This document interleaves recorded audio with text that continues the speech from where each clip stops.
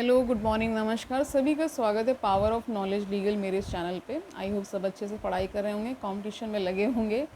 Very कह सकते हैं कि अभी आजकल हम क्या कर रहे हैं, स्ट्रगल फॉर स्वराज कर रहे हैं और पढ़ाई में भी स्ट्रगल जारी ही रहता है, सभी को पता है। तो ये टाइम पीरियड क्या है, 1919 से लेकर के 27 तक, ठीक है। आज 3 टॉपिक ले रहे हैं, Gandhi and his ideas, Champaran satyagraha और अहमदाबाद मिल स्ट्राइक, ठीक है। जल्दी से इसको कंप्लीट करते हैं, शुरू करते हैं आज का session. Let's get started. Gandhi ji and his ideas. M K Gandhi यानी Mohandas Karamchand Gandhi was born on 2 October 1869 at Porbandar in Gujarat. After getting his legal education in Britain, he went to South Africa. Education कहाँ ले रहे, ब्रिटेन में legal education ले रहे हैं और फिर साउथ अफ्रीका चले गए हैं टू प्रैक्टिस लॉ की प्रैक्टिस करने के लिए। Imbued with a high sense of justice, he was revolted by the racial injustice, discrimination and degradation to which Indians had to submit in the South African colonies. South African colonies में जो Indians रह रहे थे उनके साथ जो रंग भेद हो रहा था उसके खिलाफ भी उन्होंने मोर्चा खोला, बहुत सारा लोगों को अवगत कराया कि ये गलत है ना। Indian laborers who had gone to South Africa and the merchants who followed were denied the right to vote. वहाँ पे उनको right to vote भी नहीं था, यानी वोट करने का अधिकार भी नहीं था। They had to register and pay a poll tax. They could not reside except in prescribed location which were insanitary and congested. यानी कि उनको बहुत ही अच्छे प्लेस पे नहीं रखा जा रहा था, वहाँ पे कंजेस्टेड प्लेसेस थे, बहुत ही ख़राब से थे ना। और उनको वोट करने का भी अधिकार नहीं था, उनको रजिस्टर करने का अधिकार नहीं था, उनको पोल टैक्स भी देना पड़ता था, ठीक है। In some of the South African colonies, the Asians as also of the Africans could not stay out of doors after 9 PM. नहीं, 9 बजे के बाद भी बाहर रहने की अधिकार नहीं थे। Nor could they use public footpaths, public footpaths का भी इस्तेमाल नहीं कर सकते। Gandhi ji soon became the leader of the struggle against these conditions and during 1893 से लेकर के 1914 was engaged in a heroic though unequal struggle against the racist authorities of the South Africa, ठीक है। तो उन्होंने वहाँ पे सत्याग्रह वगैरह किया और बहुत सारे इन रेशियल डिस्क्रिमिनेशन के अगेंस्ट उन्होंने लड़ाई लड़ी, ठीक है, ओके। अब जानिए क्या जानेंगे आप, चंपारण सत्याग्रह पे आ जाइए। तो उसका ईयर 1917 है, यानी 2017 में हमने इसका सेंचुरी मनाया था इस इवेंट का, ठीक है। Gandhi ji first great experience in सत्याग्रह केम इन 1917, यानी इनका सबसे पहला जो एक्सपेरिमेंट वो कर रहे हैं वो सत्याग्रह यहाँ पे इंडिया में, वो कौन सा सत्याग्रह, चंपारण, एक डिस्ट्रिक्ट है बिहार में, ठीक है। The peasantry on the indigo plantation in the district was excessively oppressed by European planters. They were compelled to grow indigo on at least 3/20th part of their land. उनको देखिए वहाँ के peasants यानी farmers को क्या किस चीज़ के लिए बाध्य किया जा रहा था कि 3/20th part में आपको इंडिगो को ग्रो करना है, ठीक है, and to sell it prices fixed by the planters. Similar conditions had prevailed earlier in Bengal, ऐसी ही कंडीशन पहले बंगाल में आ चुकी थी, but as a result of major uprising, लेकिन वहाँ पे एक तरह से आंदोलन एक खड़ा हुआ, तो उससे क्या हुआ, जो कि उसका टाइम पीरियड है 1859 से लेकर के 61 तक। The peasant there had won their freedom from the indigo planters, वहाँ पे उनको एक तरह से उससे आज़ादी मिल गई थी। Having heard of Gandhi campaigns in South Africa, several peasants of Champaran invited him to come and help them. उन्होंने गांधी जी के बारे में सुन रखा था, चंपारण के जो किसान थे, तो उन्होंने उनको बुलाया, ठीक है। accompanied by Babu Rajendra Prasad, Mazhar ul Haq, JB Kripalani, Narhari Parekh and Mahadev Desai, Gandhiji reached Champaran in 1917 and began to conduct a detailed inquiry into the condition of the peasantry. पहुंच गए हैं गांधी जी और एक तरह से इंक्वायरी कर रहे हैं कि क्या क्या यहाँ पे दिक्कतें हैं चंपारण में, ठीक है। The infuriated district officials ordered him to leave the Champaran, वहाँ के गुस्सा हो गए थे कुछ जो भी एडमिनिस्ट्रेशन में थे डिस्ट्रिक्ट ऑफिशियल्स, उन्होंने क्या कहा, आप छोड़ दीजिए Champaran. But he defied the order and was willing to face trial and imprisonment, लेकिन वो तैयार थे हर पनिशमेंट के लिए।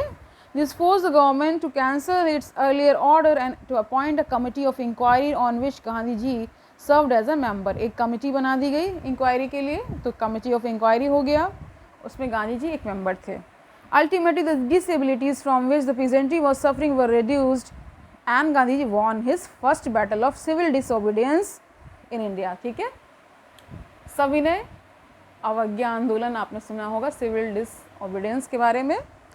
ठीक है, तो ये पहला एक तरह से उनका था कि उन्होंने एक तरह से जीत दिलाई कि अब वहाँ के जो प्लांटर्स थे वो बहुत दुखी थे, पीजेंट्स थे वो बहुत दुखी थे, तो उनको एक तरह से आज़ादी दिलाई। He had also a glimpse into the naked poverty in which peasant of India, भूखे नंगे लोग रहते थे ना, कोई उनको सुविधाएं नहीं थी, कुछ भी नहीं था उनके पास, तो इस तरह से उन्होंने एक तरह से सत्याग्रह किया। आप देखिए अहमदाबाद मिल स्ट्राइक देख लीजिए। In 1918 Mahatma Gandhi intervened in a dispute between the workers and mill owners of Ahmedabad. Ahmedabad में अब वहाँ पे जो मिल के ओनर्स हैं और वर्कर्स के बीच में एक तरह से उन्होंने हस्तक्षेप किया। He advised the workers to go on strike and to demand 35% increase in wages. Wages के लिए था कि 35% वेजेस में इंक्रीमेंट मिले उनको, इसके लिए वो लड़ाई लड़ रहे थे। But he insisted that the workers should not use violence against the employers. लेकिन उनको क्या आदेश दिया कि आप हिंसा नहीं करेंगे, अपनी मांग रखिए। ठीक है, during the strike he undertook a fast unto death to strengthen the workers resolve to continue the strike. उन्होंने आमरण अनशन कर लिया, ठीक है, जब तक ये इनकी मांग मान ली जाए, मतलब इसके लिए ही कर रहे थे ना। But his fast also put pressure on the mill owners who relented on the 4th day and agreed to give the workers 35% increase in wages. और अंततः ये जो एम्प्लॉयर्स हैं ये मान जाते हैं और इनको 35% इंक्रीमेंट इन वेजेस मिल जाता है। In 1918 crops failed in the Kheda district in Gujarat, but the government refuse to remit the land revenue and insisted on its full collection. ठीक है, आप देखिए 1918 में ही मतलब जो फसलें हैं वो ख़राब हो जाती हैं गुजरात में, जो खेड़ा डिस्ट्रिक्ट है उसकी बात हो रही है, और गवर्नमेंट क्या कह रही है कि वैसा ही रेवेन्यू चाहिए और उसमें कोई रियायत नहीं कर रही। Gandhi ji supported the peasant and advised them to withhold payment of revenue till their demand for its remission was met. The struggle was withdrawn when it was learned that the government had issued instruction that revenue should be recovered only from those peasants who could afford to pay. Sardar Vallabhbhai Patel was one of the many young persons who became Gandhiji's followers during the Kheda peasant struggle. यानी कि अब देखिए ये सारी चीज़ें हो रही, यहाँ पे भी उनको कामयाबी हो रही है, कामयाबी मिल रही है गांधी जी को, वो अपना उनका तरीका था एक। ठीक है, सरदार वल्लभ भाई पटेल भी यहाँ पे आ चुके हैं और वो क्या हो गए, उनके फ़ैन हो गए एक तरह से गांधी जी के, उनके जो भी जिस तरह से वो चीज़ें सॉल्व करवाते हैं। These experiences brought Gandhiji in close contact with the masses whose interest he actively espoused all his life. In fact, he was the first Indian nationalist leader who identified his life and his manner of living with the life of the common people. यानी कि वो बिल्कुल साधारण तरीके से रहते थे, तो साधारण तरीके से रहते थे, वो कॉमन मैन से कनेक्ट करते थे, इसलिए ही लोग उनसे अच्छे से जुड़ जाते थे। In time he became the symbol of poor India, nationalist India and rebellious India. यानी कि वो एक सिंबल बन गए थे गरीब भारत का, राष्ट्रवादी भारत का, और रिबेलियस यानी कि जो एक तरह से क्रांतिकारी होते हैं ना, बहुत रिबेल वाला एटीट्यूड कि कुछ भी हो जाए हमें अपनी चीज़ें चाहिए, उस वाला attitude. 3 other causes were very dear to Gandhi's heart. The first was Hindu Muslim unity. पहला उनको 3 चीज़ें उनको बहुत दिल के करीब थी। पहला हिंदू मुस्लिम यूनिटी यानी इनमें एकता हो। The second the fight against untouchability यानी जो छुआछूत है उसके अगेंस्ट उन्होंने लड़ाई लड़ी। And the third raising of the social status of women in country. और तीसरा उनका था कि महिलाओं की भी स्थिति ऊपर उठे, उनका सोशल स्टेटस आगे बढ़े। ठीक है, ओके फाइन। तो आज हमने ये 3 टॉपिक्स कर लिए हैं, बाकी हम कल करेंगे, कल देखेंगे। ठीक है, कल मिलते हैं, तब तक के लिए पढ़ते रहिए। मैं इसी तरह क्रिस्प और बहुत ही शॉर्ट वीडियोस लाती रहूँगी, क्योंकि लंबा वीडियो होता है यू डोंट फील इंटरेस्टेड।